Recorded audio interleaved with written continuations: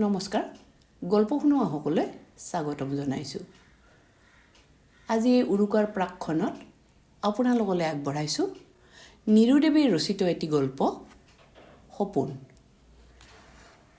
গল্পটো লোৱা হৈছে মৈদাম বৰসজাই লেখিকা সমাৰোহ শাখা সমিতিৰ দ্বাৰা প্ৰকাশিত জুমুঠি নামৰ গল্প সংকলনটোৰ পৰা আহক আমি গল্পটো আৰম্ভ কৰোঁ সপোন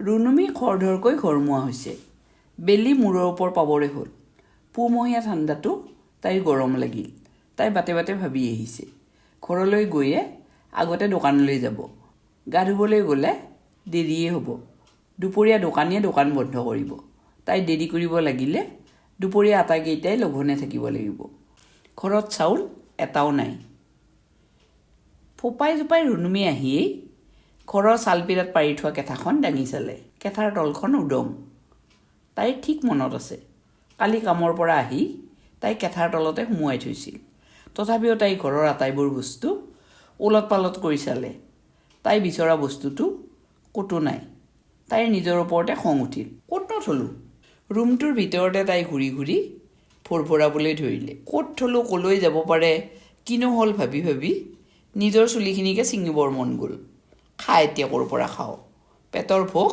পেটতে মাৰ যাব মুখৰ ভিতৰতে ভৰ ভৰাই তাই ইফালে সিফালে চাবলৈ ধৰিলে ল'ৰা ছোৱালীকেইটাৰ এখন দেখাত নাই অইনদিনা তাই কামৰ পৰা অহালৈ বাটঘৰ গৈ থাকে আজি দেখোন এটাৰো দেখা দেখি নাই তাই বাহিৰলৈ ওলাই ইফালে সিফালে চাব ধৰিলে ৰুনুমিয়ে দেখিলে ল'ৰা ছোৱালী তিনিওটাই পিছ চোতালৰ কাঠটুকুৰাৰ ওপৰত বহি ফুচুৰকৈ কথা পাতি আছে তাই সিহঁতক মাতি মাতি সিহঁতৰ ওচৰ পালে আটাইকেইটাই মাকক দেখি ভয়তে পেপুৱা লাগিল সৰু ছোৱালী পাপুৱে মাকক হেহাই হেহাই ক'বলৈ ধৰিলে মা দাদাই ক'ৰবাৰ পৰা লটাৰী টিকট কিনি আনিছে সেইকাৰণে বাইদেৱে দাদাক খং কৰি আছে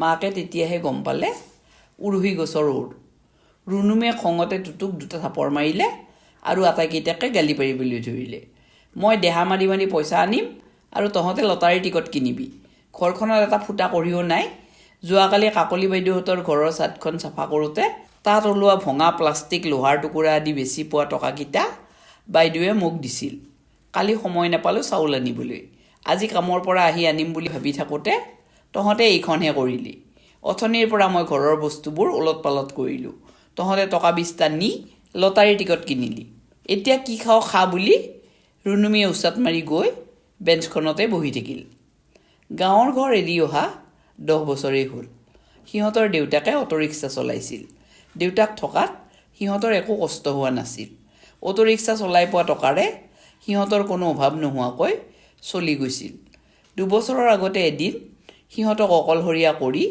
চাৰিআলিত হোৱা দুৰ্ঘটনা এটাত সি ইহ সংসাৰৰ পৰা বিদায় ল'লে গিৰিয়েক ঢুকোৱাৰ পিছত তাই ইপাৰ সিপাৰ নোপোৱা হ'ল গাঁৱৰ ঘৰলৈ উভতি যাবৰো বাট নাই 2 ঘৰৰে অমতত সিহঁত দুটাৰ বিয়া হৈছিল সেয়েহে তাই গাঁৱলৈ উভতি নগৈ কষ্ট কৰি হ'লেও গুৱাহাটীতে থকাটো ঠিক কৰিলে গিৰিয়েক ঢুকোৱাৰ এমাহৰ পিছত তাই কেইঘৰমান মানুহৰ ঘৰত কাম বিচাৰি ল'লে নিজৰ ঘৰৰ বাঢ়ি বনখিনি দৌৰাদৌৰিকৈ কৰি ল'ৰা ছোৱালীকেইটিক ৰঙা চাহকেইকাপ আগত দি তাই দৌৰ মাৰে কামলৈ বৰুৱানী বাইদেউৰ ল'ৰা ছোৱালীহাল বাহিৰে থাকে সেয়েহে সিহঁতৰ ঘৰৰ কামো বেছি নাই বৰুৱা ৰাতিপুৱাতে কোৰ্টলৈ ওলাই যায় সেয়েহে বৰুৱা ওলাই নাযাওঁতেই তাই গৈ সিহঁতৰ চোতালখন সাৰি দিব লাগে তাৰপিছত ঘৰ সৰা ঘৰ মোচা বাচন ধোৱা কাপোৰ ধোৱা মানে বৰুৱাৰ ঘৰত 8টা বাজিবৰ হয়েই বৰুৱাৰ ঘৰৰ পৰা চৌধুৰীহঁতৰ ঘৰলৈ তাইৰ 10 মিনিটৰ বাট কোবাকুবিকৈ গৈ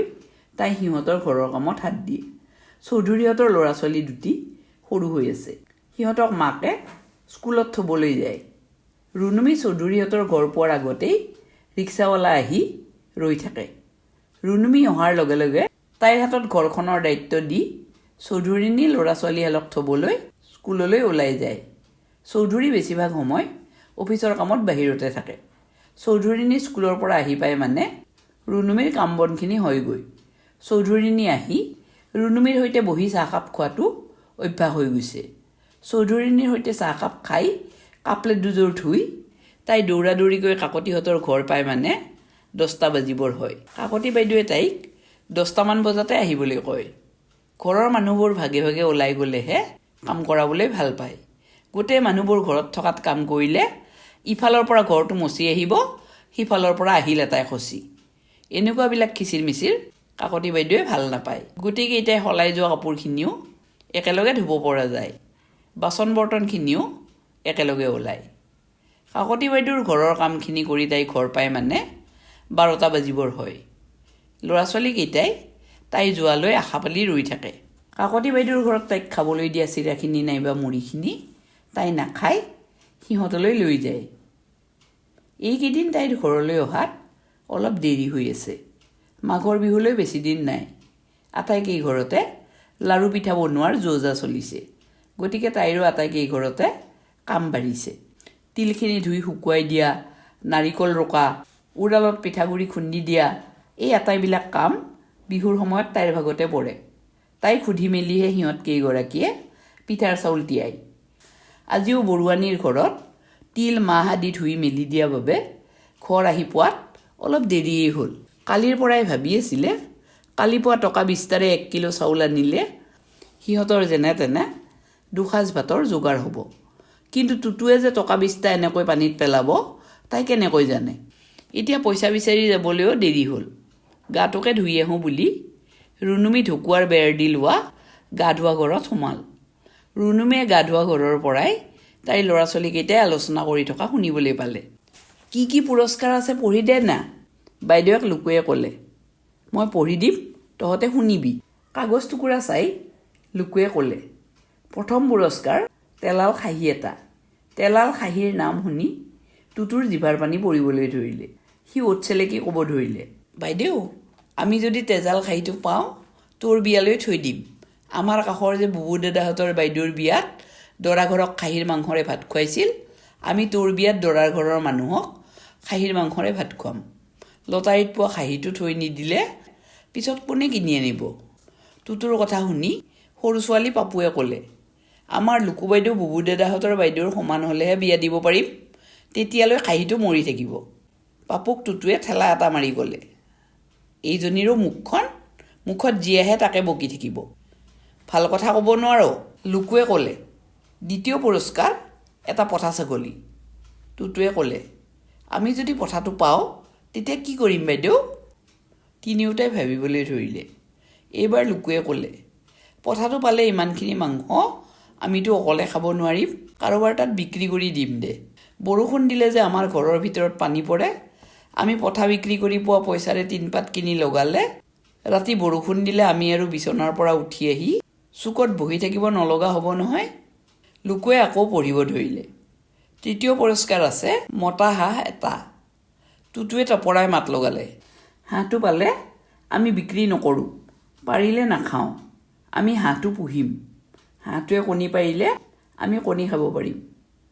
লুকুৱে ক'লে, মতা হাঁহে ক'ৰবাত কণী পাৰে নেকি, মাইকী হাঁহেহে কণী পাৰে। পাপুৱে খুকুকাই হাঁহি ক'বলৈ ধৰিলে, টুটু দাদাটোৱে একোকে নাজানে, এনেই টেপটেপাই থাকে। টুটুৱে হেমেনা হেমেনি কৰি ক'লে, হ'ব দে তাৰপিছত কি আছে পঢ়। চতুৰ্থ পুৰস্কাৰ আছে পাৰ এযোৰ। লুকুৱে ক'লে, পাৰযোৰ পালে আমি বিহুৰ লগ ভাত পাৰযোৰেৰে খাব পাৰিম। মায়ে আৰু আনৰ ঘৰৰ পৰা একো নানিলেও হ'ব, পাৰৰ মাংস যে কিমান সোৱাদ। তহঁতেতো পাৰৰ মাংস খায়েই পোৱা নাই, মই কিন্তু এদিন খাই পাইছোঁ। দেউতা থাকোঁতে এদিন আনিছিল, বৰ সোৱাদ লাগিছিল, বহুদিন হ'ল খোৱা। টুটুৱে ক'লে, হ'ব দে তেনেহ'লে এইবাৰ আমি পাৰৰ মাংসৰেই লগ ভাত খাম বুলি টকালি পাৰিবলৈ ধৰিলে। লুকুৱে ক'লে, পঞ্চম পুৰস্কাৰ কি আছে জান, জহা চাউল 2 কিলো। টুটুৱে আচৰিত হৈ ক'লে, জহা চাউলো আছে, জহা চাউলৰ ভাত ৰান্ধিলে কি ধুনীয়া গোন্ধ ওলায়। পাপুৱে ক'লে, দাদা তই কেনেকৈ জানিলি। টুটুৱে ক'লে, আমি ৰাস্তাত খেলি থাকোঁতে মাজে মাজে গোন্ধ পাওঁ নহয়, মণ্ডল খুৰাহঁতৰ ভাত ৰান্ধোতে ওলায়। আমাৰ লগৰ দাদুৱে কৈছে সেইটো গোন্ধ জহা চাউলৰ ভাত ৰান্ধিলে ওলায়, খাবলৈ যে কি মজা লাগিব। আমি যদি পাওঁ আমাৰ ঘৰত ভাত ৰান্ধিলেও তেনেকুৱা গোন্ধ ওলাব, কি যে মজা লাগিব। সিহঁতৰ আলোচনা শুনি শুনি ৰুণুমীয়ে গা ধোৱা ঘৰতে উচুপিবলৈ ধৰিলে। সিহঁতক খং কৰাৰ কাৰণে তাইৰ নিজৰ ওপৰতে ধিক্কাৰ উপজিল। টকা 20টাৰ এই সৰু কাগজ টুকুৰাক লৈ সিহঁতৰ সেই সপোন সফল হওক বুলি ৰুণুমীয়ে আকৌ ভাবিবলৈ ধৰিলে। আজি যদি সিহঁতৰ দেউতাক জীয়াই থাকিলহেঁতেন সিহঁতে ইমান কষ্ট খাই থাকিব নালাগিলহেঁতেন। দেউতাকে কষ্ট কৰি হ'লেও সিহঁতক পঢ়াশালীলৈ পঠালেহেঁতেন। দেউতাক থকাত লুকুৱে 3য় শ্ৰেণীলৈ পঢ়িছিল। দেউতাক ঢুকোৱাৰ পিছত লুকুৱে ভায়েক আৰু ভনীয়েকক ঘৰত চোৱা চিতা কৰিব লাগে। ৰুণুমী ৰাতিপুৱাতে কামলৈ ওলাই যায়। ৰুণুমীয়ে কাম নকৰিলে যে সিহঁতৰ চৌকা নজ্বলিব। ৰুণুমীয়ে মনতে সংকল্প কৰিলে এইবাৰ তাই বৰুৱানীহঁতৰ লগত আলোচনা কৰি ল'ৰা ছোৱালীকেইটাক স্কুলত নাম লগাই দিব। লাগিলে তাই আৰু দুঘৰত কাম বিচাৰি ল'ব। পাপুৰ থুনথুননি শুনি ৰুণুমী বাস্তৱলৈ ঘূৰি আহিল। তাই দৌৰা দৌৰিকৈ গা ধোৱা ঘৰৰ পৰা ওলাই আহিল। বেলি তেতিয়া লহি আহিছে। টুটুৱে চুচুক চামাককৈ মাকক ক'ব ধৰিলে, মা, আজি আমাৰ ভোক লগা নাই। বা আৰু মই একো নাখাওঁ। লটাৰীৰ টিকট কিনি ৰোৱা পইচাৰে এপোৱা আটা কিনি আনিছোঁ। তই আৰু পাপুৱে ৰুটি কৰি খা। লটাৰীত কিবা পালে আমি আটায়ে ভালকৈ এসাঁজ খাম। পিছৰ 2টা দিন সিহঁতৰ উঠোতে বহোতে মাত্ৰ লটাৰী টিকটৰ কথা। সিহঁতৰ কথা শুনি শুনি ৰুণুমীয়েও এই 2টা দিন লটাৰীৰ সপোন দেখিবলৈ ল'লে। বিহুৰ আগদিনা ৰুণুমীৰ বৰুৱাৰ ঘৰত পিঠা বনাই আহোঁতে সন্ধিয়া হ'ল। তাই চোতালৰ পৰাই কাৰোবাৰ উচুপনি শুনিবলৈ পালে। তাই কোবাকুবিকৈ ভৰি হাত ধুই ঘৰ সোমাবলৈ লৈ দুৱাৰমুখৰ পৰা শুনিলে টুটুৱে বেয়াকক কৈ থকা, বা, আমি লটাৰীত একোকে নাপালোঁ। আমি টিকট নিকিনি সেই পইচাৰে যদি 1 কিলো চাউল কিনি আনিলোঁ হয় ভালকৈ পেট ভৰাই এসাঁজ ভাত খাব পালোহেঁতেন। ৰুণুমীয়ে আৰু দুৱাৰমুখত ৰৈ থাকিব নোৱাৰিলে। দৌৰ মাৰি গৈ টুটুক সাবত মাৰি ধৰি 2 গালত টপটপকৈ চুমা খাব ধৰিলে। ধন্যবাদ।